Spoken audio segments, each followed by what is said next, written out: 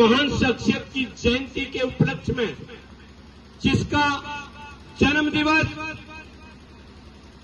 केवल भारत में ही नहीं बल्कि विश्व में मनाया जाता है, ऐसी शख्सियत के जन्म दिवस के उपलक्ष्य में आप सभी के द्वारा, आपके सहयोग के द्वारा मुख्य आयोजकगण, जिसमें अविनाश राज जी, अभिषेक राज जी, मनीष जी, विशाल जी के अथक प्रयासों से द्वितीय प्रयास ऐसा हुआ है जो पढ़ते लिखते तो सब हैं, लेकिन वास्तव में बाबा साहब के बारे में बच्चों में एक जागृति आए, एक पढ़ने की लालसा, और उन्होंने एक ऐसा कार्यक्रम किया कि भाई जो फर्स्ट, सेकंड, थर्ड आएगा उसको पुरस्कार वितरण किया जाएगा। आज पुरस्कार वितरण के समारोह में इन्होंने एक बहुत ही महत्वपूर्ण कदम, जितनी इनकी प्रशंसा की जाए उतनी ही कम है। जोरदार तालियों के साथ चारों का स्वागत होना चाहिए, क्योंकि ये कार्यक्रम एक बहुत अच्छा है, जो बहुत अच्छा, बहुत बड़े स्तर पर आगे जाने वाला है, बहुत बड़े स्तर पर पहुंचेगा, क्योंककि ये बच्चों में जब एक जागृति आती है बाबा साहब के बारे में, क्योंकि बाबा साहब का जन्म 14 अप्रैल सन 1891 ईस्वी में मध्य प्रदेश में महू नामक स्थान इंदौर के पास एक बड़े से साधारण परिवार में हुआ था।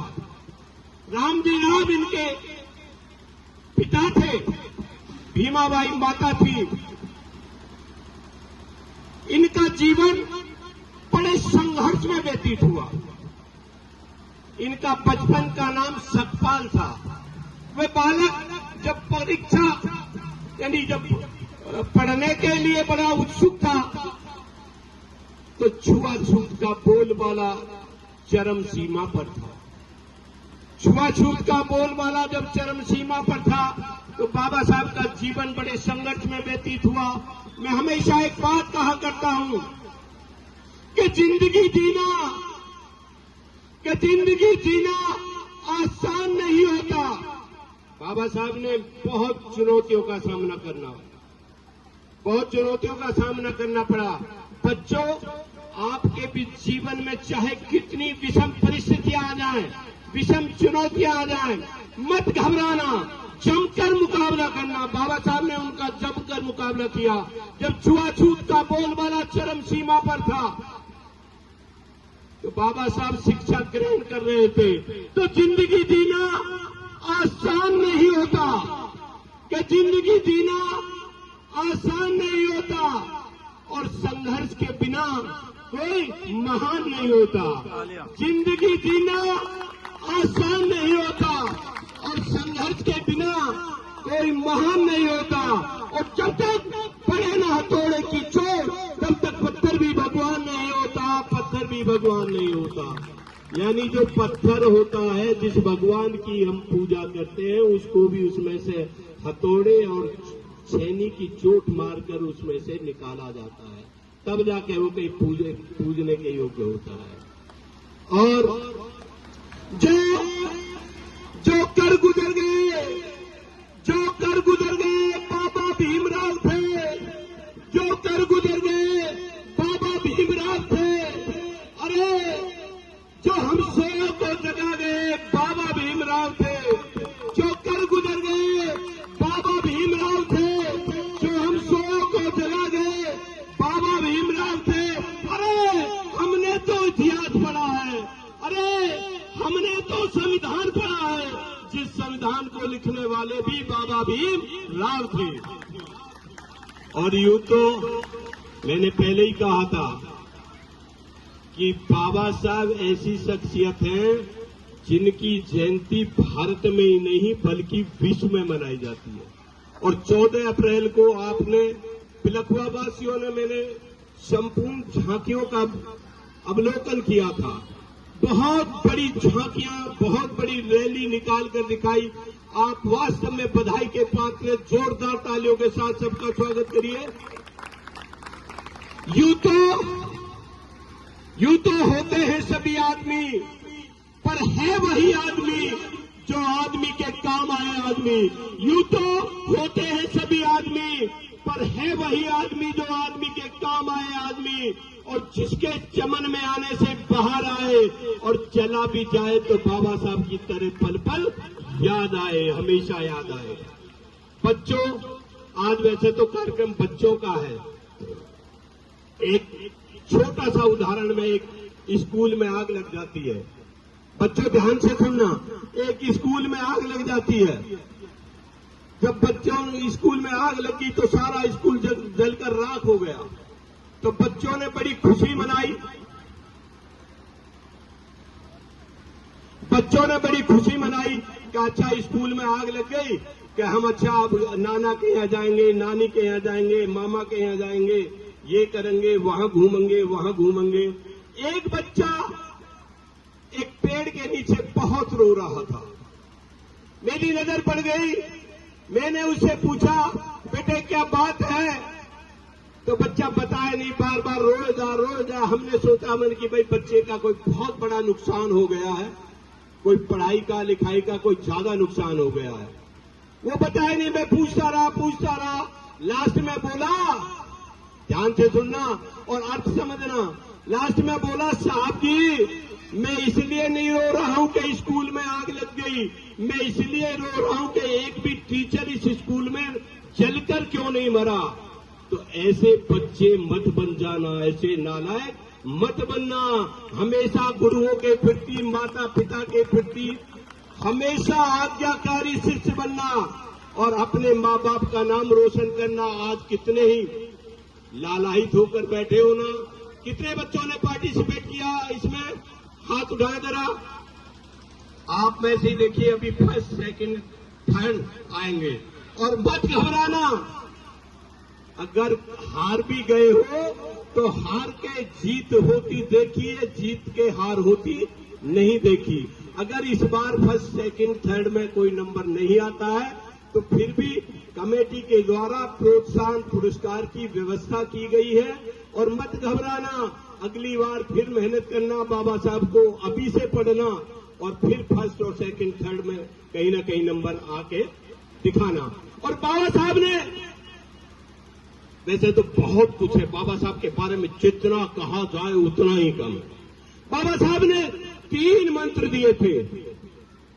3 मंत्र दिए थे। बाबा साहब ने कहा था, शिक्षित बनो, संगठित रहो, संघर्ष करो। शिक्षा वह शेरनी का दूध है माता जी। शिक्षा वह शेरनी का दूध है जो जितना पिएगा उतना ही दाढ़ेगा। इसलिए मेरे बच्चों, मेरे प्यारे बच्चों, उतना पढ़ जाना जैसे बाबा साहब ने 32 डिग्रियां, कितनी डिग्रियां? 32 डिग्रियां और 9 भाषाओं का कंठस्थ ज्ञान था उनको। 32 डिग्रियां, 9 भाषाओं का कंठस्थ ज्ञान था। अपार भंडार था उनके पास विद्या का। तो आपने एक बात और देखी होगी, कई प्रकार के धन होते हैं, सारे चोरी हो सकते हैं, भाई बहन में बंटवारा हो सकता है। विद्या धन एक ऐसा धन है, बच्चों ध्यान से सुनना, विद्या धन एक ऐसा धन है, जितना ग्रहण करोगे, ग्रहण करने से यानी खर्च करने से कभी ये खत्म नहीं होता, हमेशा बढ़ता है। बाकी सब धन खर्च करने से घटते हैं, चोरी हो जाते हैं। भाई बाप में, माँ बाप में बंटवारा हो सकता, बहन भाई में बंटवारा हो सकता। तो शिक्षा को ग्रहण करना, शिक्षित बनो, संगठित रहो, संघर्ष करो। शिक्षा व शेरनी का दूध है, जितना पिएगा उतना ही दहाड़ेगा। मैंने पहले ही बता दिया, मुझे अभी संचालक महोदय ने कहा थोड़ा शॉर्ट में ही करना। अब मैं सोच रहा हूं शॉर्ट में किधर से करूं, थोड़ा तीनों को भी अगर ढंग से सुनाऊंगा। चलिए अति शॉर्ट में करता हूं। संगठित रहो। संगठित रहने का मतलब आपको एक सूत्र में बंधना है। संगठन जैसे माला नहीं होती, माला उनको जैसे पिरो देते एक ही माला, एक ही उसमें रहती है, संगठित होकर रहना है। जैसे अभी मैंने एक अंगूर वाला उदाहरण देता हूं। रास्ते में मैं आ रहा था, एक ठेले पे अंगूर वाला अंगूर बेच रहा था। कुछ खुले में अंगूर थे, कुछ बंदे गुच्छे में अंगूर थे। मैंने पूछा क्या रेट है भैया, क्या भाव है? तो अंगूर वाला बोला, बाबूजी ये खुले अंगूर अंगूर 100 रुपए किलो है और बंदे गुच्छे में अंगूर 200 रुपए किलो है। मैंने पूछा इतना अंतर क्यों? सही बता रहा हूं आदरणीय समझियो कि उसने तो गाली देकर कहा था कि ये साले संगठित नहीं रह पाए इसलिए इनकी कीमत 100 रुपए रह गई और जो संगठित हो गए उनकी कीमत 200 रुपए किलो दुगनी हो गई। इसलिए संगठित रहना, हमेशा कीमत दुगनी करना। और सबसे बड़ा उदाहरण, आप सुबह सुबह झाड़ू लगाते हो, माता बहनों के साथ साथ पतियां भी बहुत से झाड़ू लगाने का काम करते हैं। तो झाड़ू जब लगाई जाती है तो स्वच्छता का प्रतीक कहलाती है, लेकिन अगर वो भी बिखर जाती है यानी संगठित नहीं रह जाती तो वो भी डस्टबिन में फेंकी जाती है, उसको भी डस्टबिन में फेंक दिया जाता है। तो संगठन में बड़ी ताकत है। और ज्यादा बड़ा उदाहरण देखना हो तो मधुमक्खियों को छेड़ के देख लेना, आपको पता पड़ जाएगा कि संगठन में क्या ताकत होती है। संघर्ष करो। संघर्ष करने का मतलब ये नहीं है कि आपस में वाद विवाद करो, लड़ाई लड़ो, झगड़ा करो। संघर्ष का मतलब है पढ़ना है तो उसके लिए अधिक मेहनत करो। लड़ाई लड़ने की बात आए तो प्रधान के लिए लड़ो, जिला पंचायत के लिए लड़ो, विधायक, एमएलए, एमपी, राजस्व परिषद, विधान परिषद, इनके लिए सबके लिए लड़ाई लड़ना, लेकिन आपस में कभी मत लड़ना। और एक उदाहरण में देकर, क्योंकि मैं इनकी संचालक महोदय, भाई केवल संचालक महोदय नहीं है, मेरे दामाद भी है, तो इनके आदेश का तो मुझे और भी अक्षर से पालन करना पड़ेगा, नहीं तो खामियाजा भुगतना पड़ सकता है। इसलिए मैं इनकी बाई को मद्देनजर रखते हुए मैं छोटा सा एक एग्जाम्पल दूंगा। एक राजा के दरबार में, मेरे पास बहुत कुछ है, वैसे मैं बहुत देर तक भी बोलता रहूंगा। एक राजा के दरबार में, और उससे भी पहले एक छोटी सी बात जरूर सुनाऊंगा, तो वो भी अपने महान वीर सपूत के बारे में बहुत से लोग कम जानते हैं, वो थोड़ी इससे अलग हटके है। 13 अप्रैल सन 1919 बैसाखी का त्योहार हिंदुस्तान के कोने कोने में बड़े धूमधाम और हर्षोल्लास के साथ मनाया जा रहा था। थोड़ा सा हटके है, लेकिन जो समझते होंगे वो समझ गए होंगे मैं क्यों सुना रहा हूं इसको। 13 अप्रैल 1919 बैसाखी का त्योहार बड़े धूमधाम और हर्षोल्लास के साथ सारे हिंदुस्तान में मनाया जा रहा था। तभी अपने हिंदुस्तानियों के मन में एक जिज्ञासा पैदा हुई। जो जलियांवाला बाग है, बहुत से लोगों ने, जयराज जी आपने देखा होगा जलियांवाला बाग अमृतसर में जो स्थित है, वहां पर अपने हिंदुस्तानियों के मन में एक जिज्ञासा पैदा हुई कि हमें देश को आजाद होना है और जो अपने अंग्रेज थे उनको ललकारना। तो एक मीटिंग का आयोजन, एक बैठक का आयोजन कर रहे थे, तभी एक मिस्टर जनरल डायर ने उस बाग को चारों तरफ से आकर घेर लिया और अंधाधुंध गोलियां की बौछार कर दी। तो हजारों लोग हमारे लहू लुहान होकर वहीं हमेशा हमेशा के लिए हमसे जुदा हो गए।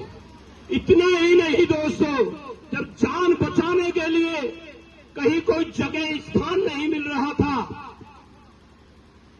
तो कितने लोग वहां, कुआं है, एक कुआं देखा है, वहां कुआं है, कुएं में बचाने के चक्कर में, यानी जान बचाने के चक्कर में उसका कूदकर 124 लोग भी हमेशा हमेशा के लिए हमसे जुदा हो गए। इतना ही नहीं दोस्तों, इस सारी विभत्स घटना को एक ऊधम सिंह नामक व्यक्ति देख रहा था। आपका लाडला, आपका प्यारा बेटा, आपका वीर सपूत इस सारी घटना को देख रहा था। इसीलिए मैं सुना रहा हूं, क्योंकि वो आपका ही लाडला था, आपका ही प्यारा था, आपका ही बेटा था। वो इस घटना को देख रहा था। उसने कहा, एक गोरे सास को ईंट का जवाब पत्थर से देकर बदला लेकर रहूंगा। और उसने लंदन में जाकर वहां महिलाओं से दोस्ती कर और उनसे दोस्ती कर, उनके परिवार में दोस्ती कर, मिस्टर जनरल डायर को वहां के हाउस में जाकर गोलियों की बौछार करके हमेशा हमेशा के लिए मौत के घाट उतार दिया। उस जांबाज के लिए जोरदार तालियां बजा दीजिए, क्योंकि वो आपका लाडला था, आपका बेटा था, वो उसने उसका बदला लिया। अब मैं अपनी वाणी को, क्योंकि बहुत लोग हैं, अभी पुरस्कार वितरण भी बच्चों के बड़ी उत्सुकता के साथ, और जो कि फर्स्ट सेकंड थर्ड भी आएंगे। यह प्रयास जयराज जी वास्तव में अनूठा, इसको आप गहराई से देखेंगे तो अनूठा प्रयास है। वास्तव में ये बहुत अच्छे स्तर पर पहुंचेगा। कल को 1000 बच्चे भी इसमें पार्टिसिपेट करेंगे। हमारी जो पीढ़ी है आने वाली, वो एक बाबा साहब के बारे में जानकर एक बहुत बड़ा स्तंभ खड़ी होगी, बहुत बड़ा स्तंभ खड़ी होगी। तो ये प्रयास बहुत है। एक बार पुनः